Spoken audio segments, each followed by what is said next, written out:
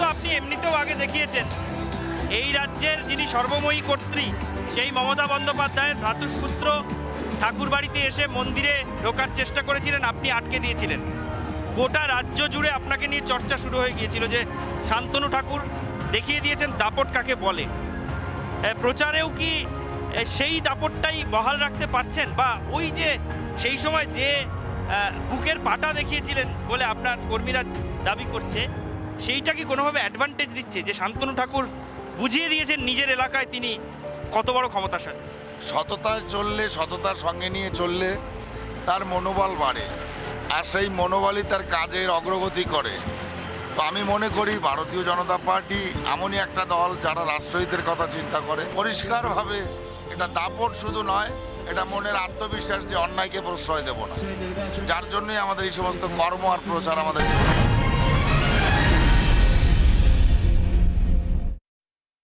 ভালো আছে, আমাদের পিছনে আপনাদের জায়গা, আপনার সেখানে থাকবেন।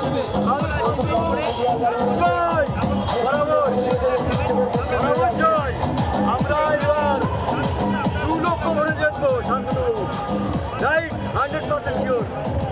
শান্তনুবাবু জিতছেন 2 লক্ষ ভোটে?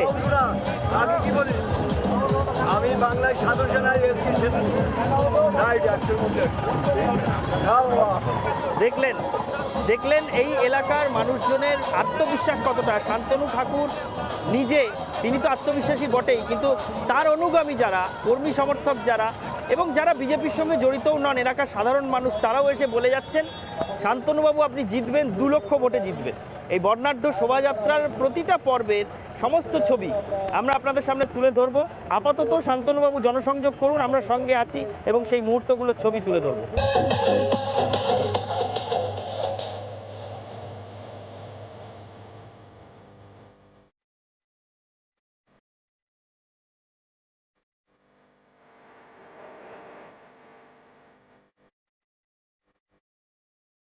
এতক্ষণ পর্যন্ত দেখছিলেন যে আমরা সেই হুড খোলা জিপটা ছিলাম, যেটাতে বনগাঁ লোকসভা কেন্দ্রের বিজেপি প্রার্থী তথা কেন্দ্রীয় মন্ত্রী শান্তনু ঠাকুর তিনি যাচ্ছেন।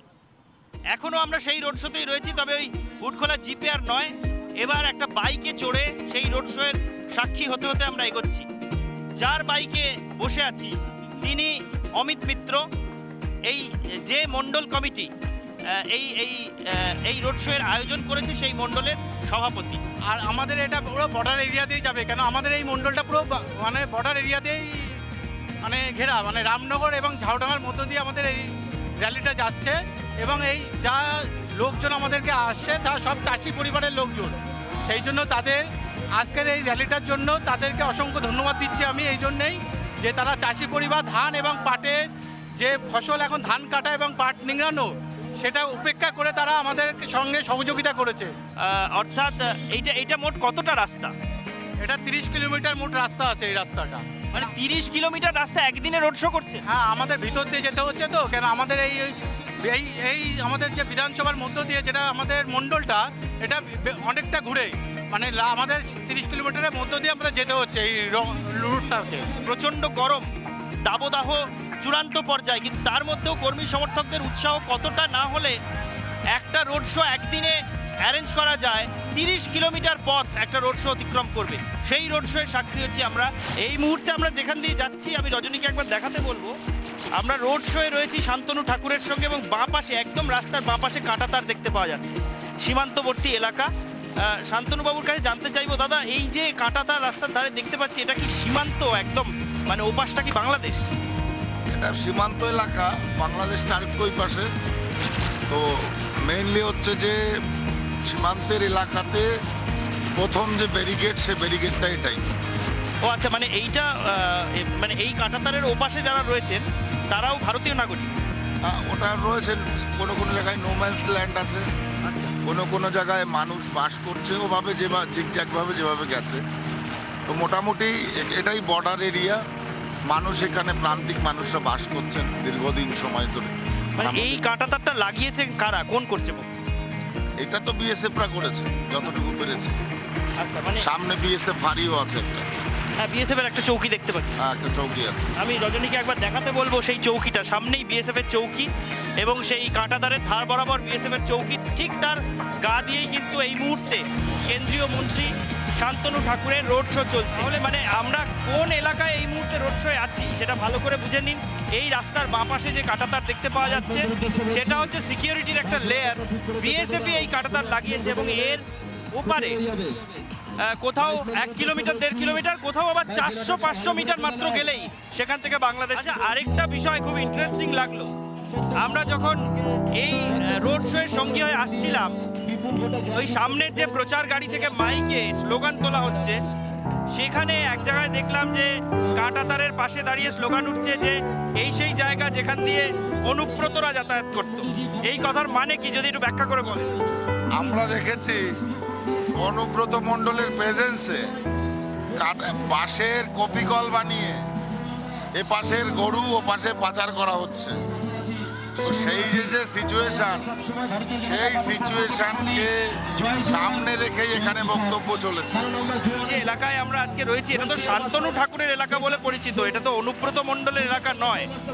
এখানে অনুব্রতরা দাপট দেখাতেন কি করে, সিন্ডিকেটই বা চালাতেন কি?